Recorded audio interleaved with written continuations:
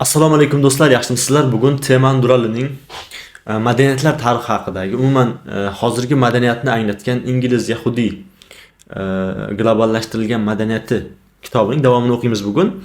Biz o'tgan darsda nimani ko'rgan edik? Tarixdagi madaniyatlarning tasniflanishini ko'rgan edik. Va mana shu madaniyatlardan biri bo'lgan islom madaniyati, islom yangi davrning boshlanishi degan bo'limga kelgan edik. Shu haqida qisqacha gaplashamiz. Undan oldin bo'lsa nima deyapti? Mana shu joyda qadimgi davrlardan yangi davrlargacha. Xo'p, birinchi bo'lib shu narsani bilishimiz kerak debdi. Tarix bu shunchaki ketma-ketlik, ya'ni davrlarni ketma-ketlikda yoritish emas voqealarni. Bundan tashqari yana nima bor tarix ichida?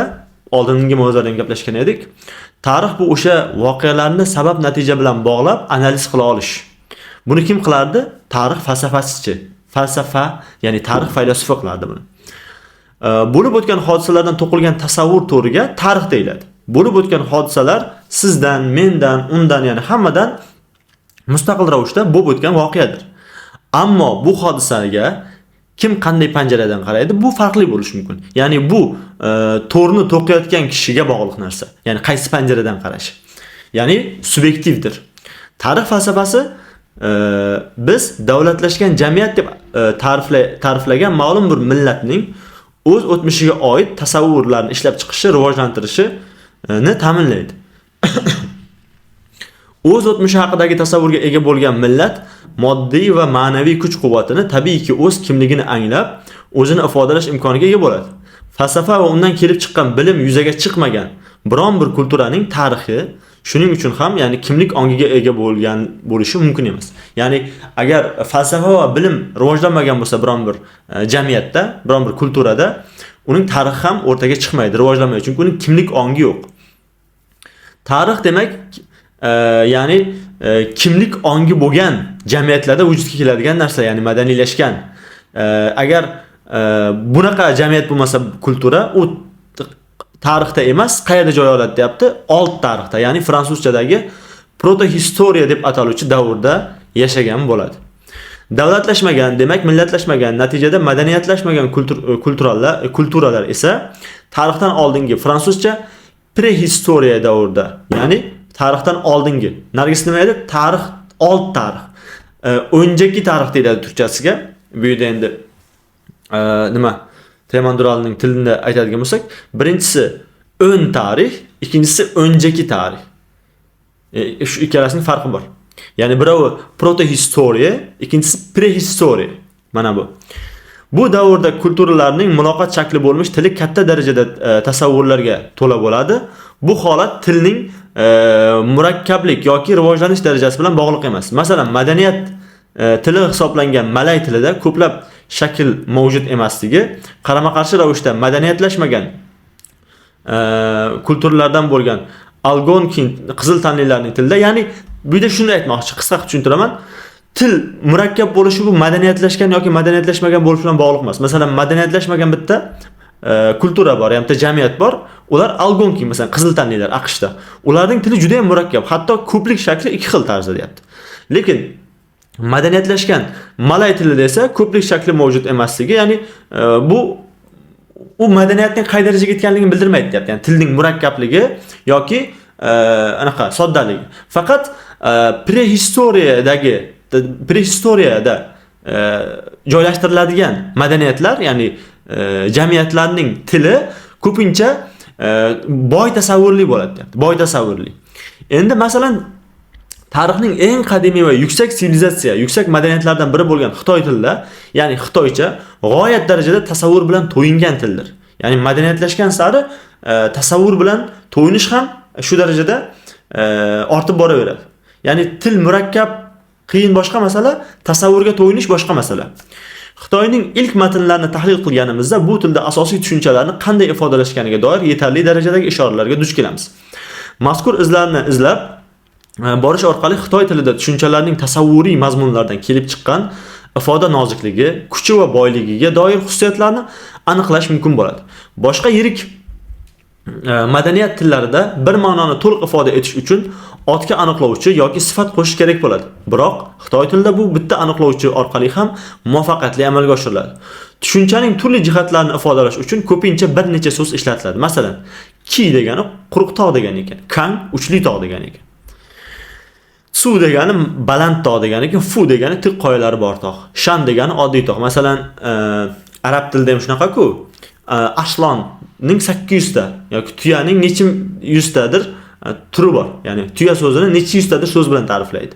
Xili bor ya'ni. Arslon so'zini bo'lsa necha yuztadir? 800 ga yaqin, adashmasam shunaqa edi. Shuningdek, shu suv, chen chuqur suv, fen qaynayotgan suv, chuo sho'r suv degan ekan. Ko'rib turganimizdek, har bir tasavvurga muayyan so'z mos keladi. Bu orqali Xitoy tili tushunchalarni ularning har xil jihatlari bo'yicha ajratadi. Bu esa tabiiyki tilning lug'at boyligini nihoyatda kengaytiradi. Yozuvga o'tganda esa har bir so'zning o'ziga xos belgisi bo'ladi. Demak, Xitoy tilida qancha ildiz so'z bo'lsa, shuncha belgilar mavjud. Ushbu belgilar tarix davomida mukammallashgan, har bir belgining qadimiy davrlardagi ajdodi aslida bir surat bo'lgan. Ya'ni bilasiz, o'sha harflarning tarixiga qaraydigan bo'lsak, masalan, A harfi nimani bildirgan? Bir buqaning rasmini bildirgan, sigirning rasmini, sigirning boshining rasmini bildirgan deyiladi masalan. Ya'ni oldin harflar qanday paydo bo'lgan desangiz, oldin insonlar rasm chizish orqali bir-biri bilan muloqot qilishgan, rasm. Ya'ni harflardan, yozuvlardan oldin rasmlar bo'lgan. Keyin bu rasmlar nima bo'lgan? Takomillashgan sayi o'sha shakllari ham ozgina o'zgarib, harf holiga kelib qolgan. Shuni aytayapti, ya'ni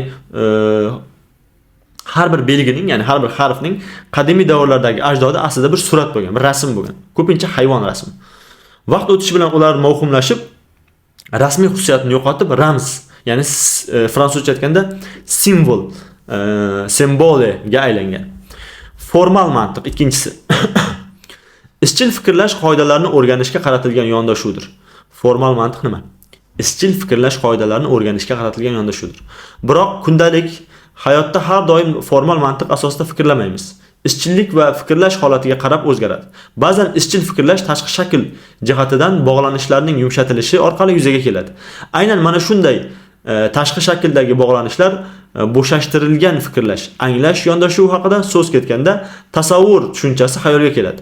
Psixologiyada tasavvur bu biror bir obyekt yoki ilgari sezilgan shaklning ongida jonlantirilishi degandir. Nima degan ekan? Tasavvur degani biror bir obyekt yoki ilgari sezilgan shaklning ongda jonlantirilishi, ongimizda jonlantirishimiz ekan.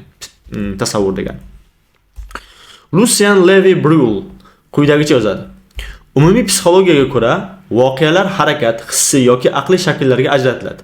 Shundan kelib chiqib, ongda biror obyektga oid tasavvur, ya'ni fransuzcha va inglizchada image deyiladi, yoki fikr bo'lishi bilim shakli sifatida tushuniladi.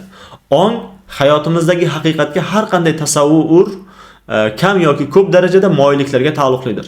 Biroq u hech qanday harakatni bevosita yuzaga chiqarmaydi, to'xtatmaydi ham. Bunga qaramay ko'pincha haddan ortiq bo'lmagan muhimlashtirishlar tufayli tasavvur o'zi e'tibordan chetda qoladi. Ammo u ifoda qilayotgan obyekt bilan bo'lgan asosiy bog'liqlik ongda yashirincha saqlanadi. Tasavvur avvalo ongga yoki bilimga doir hodisalardir. Xo'p, davom etamiz.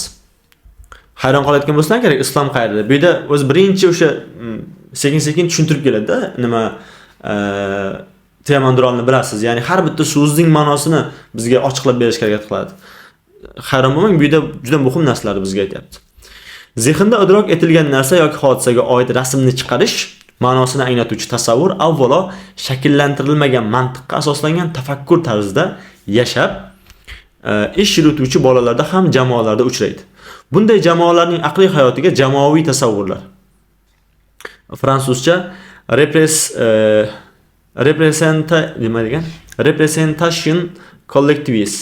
Yani fransuzchasini o'qib o'tirmayman, fransuzchasini berib ketganda men fransuzcha bilmayman unchalik. Hukmronlik qiladi. Levy-Bruhl bu holatni quyi jamiyatlar yoki ibtidoiy jamiyatlar degan atamalar bilan ifodalagan. U bunday jamiyatlar tafakkurni mantiqdan oldingi, ya'ni prologike bosqichida deb baholagan va shu bilan tarixdan oldingi davrda yashovchi jamiyatlarning o'ziga xos mantiqiyati bor deb da'vo qilgan. Bu yondashuvda Charles Darwinning G'arbiy Yevropa fikriy muhitiga keng yoyilgan ta'siri Levy-Bruhlda ham aks etadi. Ammo biz inson ruhi evolyutsiyaga bo'ysunmaydi deb hisoblaganimiz uchun tafakkur qoidalari, ya'ni mantiq, filogenes, ya'ni fransuzcha filogenetika chizig'i bo'ylab kamdan kam kamdan ko'pga rivojlanadi degan fikrga qo'shilmaymiz, deyapti. Aslida esa yangi davr mobaynida evolyutsion qarashlar G'arbning boshqa jamiyatlar oldida o'zini irqiy, siyosiy va iqtisodiy jihatdan ustun ko'rishiga xizmat qilganini yana bir bor ko'rishimiz mumkin. Nima deyapti? Yangi davr mobaynida evolyutsion qarashlar G'arbning boshqa jamiyatlar oldida o'zini irqiy, siyosiy va iqtisodiy jihatdan ustun ko'rishiga xizmat qilganini yana bir bor ko'rishimiz mumkin. O'zi evolyutsion qarashlarning 20-asrda masalan Hitler nima derdi? Biz oliy irqmiz deydi. Masalan, to'g'rimi? Ya'ni bu yerda nima deyapti? Yevropada biz o'zi Yevropaliklar oldin nima deb qaragan? Biz insonlarning eng rivojlanganimiz, eng oldindagilarimiz, qolganlar bizga yetib olish uchun harakat qilayotgan insonlar degan, ayniqsa sharqdagi insonlar. Hali ham shunaqa ko'rishadi hatto. Va bu evolyutsion qarashlar buni dastaklaydi, deyapti. Hatto ibtidoiy degan atamaning o'zi ham ana shu vazifani bajaradi. Hech bir jamiyat o'zining eng dastlabki holatini, ya'ni asl holatini saqlab qolmaydi. Har bir jamiyat albatta kichik yoki katta o'zgarishlarga duch kelgan. Shu bois ibtidoiy degan nomni berish ilmiy asosdan yiroqdir. O'zgarish jarayoniga kirmagan, rivojlanishning boshida turgan biror jamiyatni tasavvur qilish mumkin emas. Albatta jamiyatlar orasida rivojlanishning tezligi va chastotasi turlicha bo'lgan. Tarixda bu farq shu darajaga yetganki, ayrim jamiyatlarning nihoyatda tez rivojlanishini ko'rib, boshqalarning joyida turib qolgandek taassurot uyg'otgan. Shu sababli mantiqdan oldingi va ibtidoiy kabi atamalar ayrim jamiyatlarning rivojlanmaganligi yoki orqada qolgani degan tushunchani o'zida mujassam etadi. Bu atamalar esa muayyan sivilizatsiya yoki elatning o'zini ustun ko'rishiga asos yaratadi.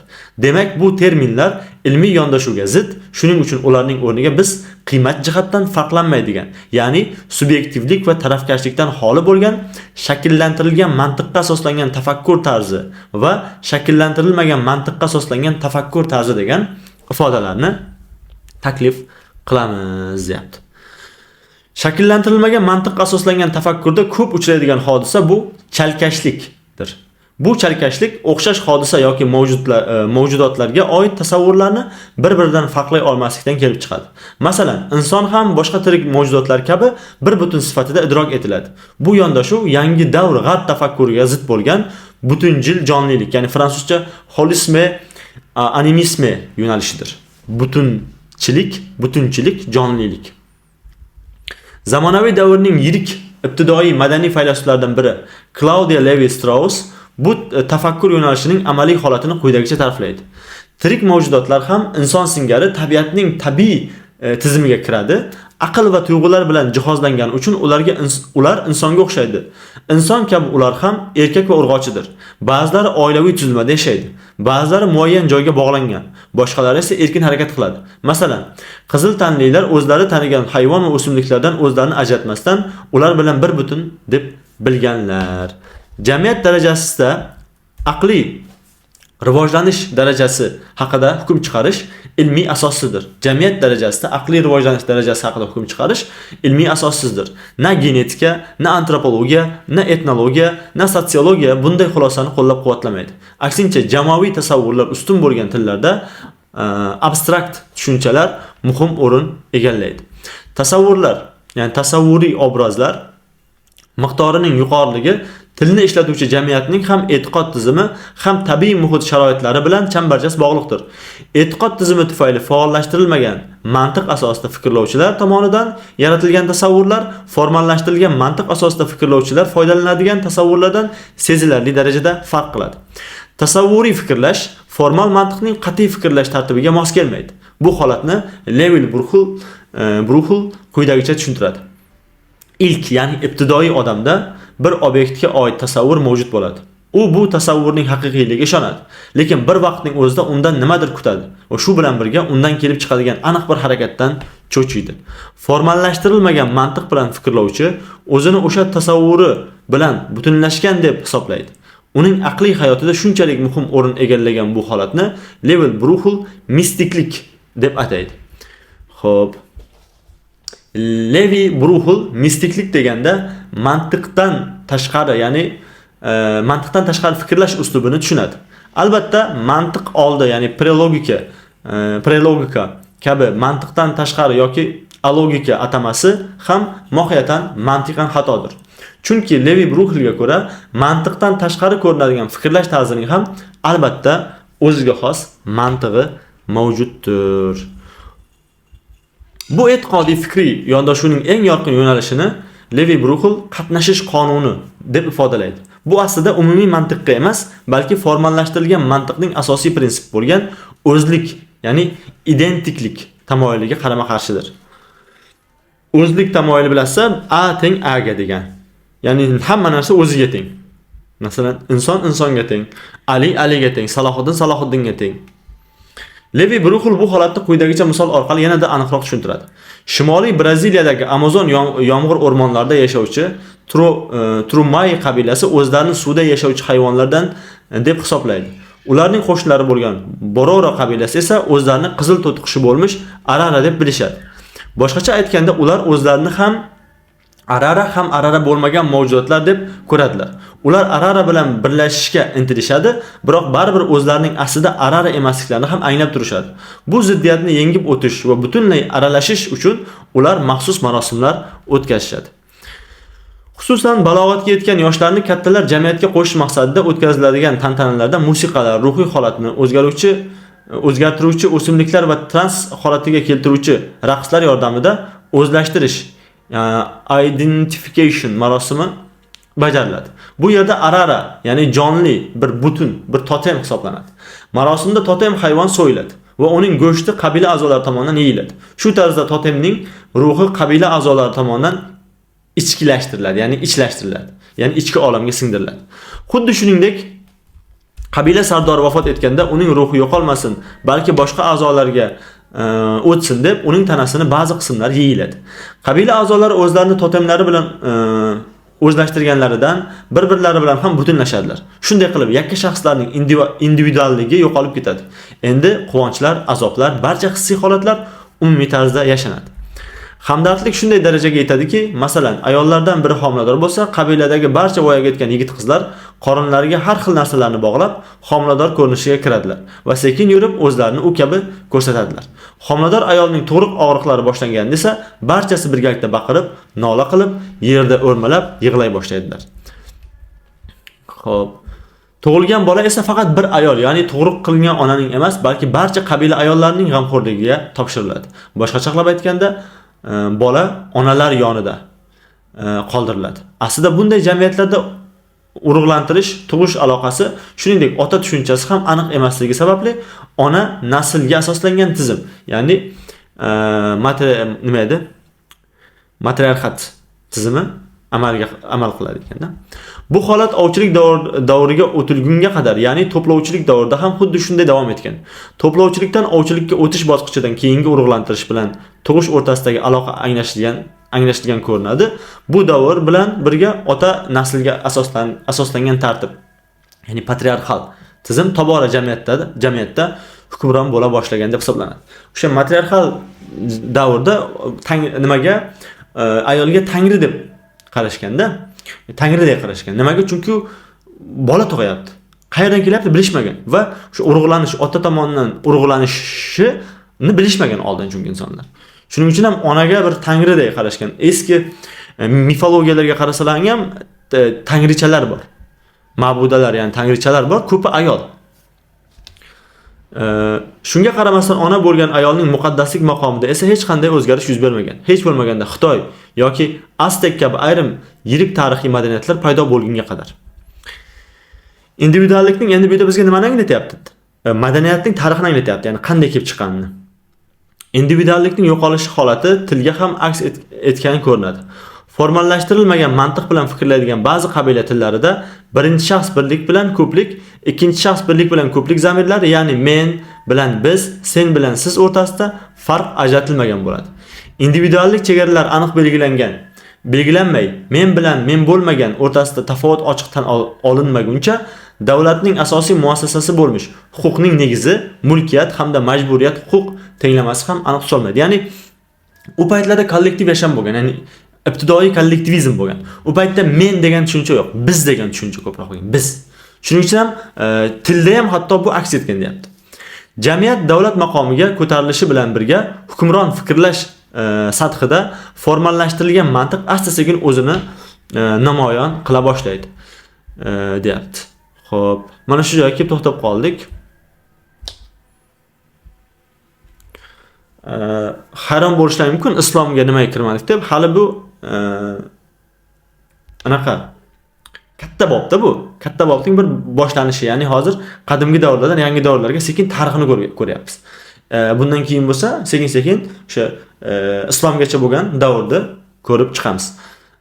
Hammaga xayr, salomat bo'linglar. Keyingi darslarda ko'rishguncha umid qilaman, sal og'irroq kitob, lekin umid qilaman tushunlang deb o'ylayman. Tushunmagan bo'lsalaring, balki boshqa darslarda yana tushuntirib ketishim mumkin. Bu yerda Temandirali yana qayta aytaman.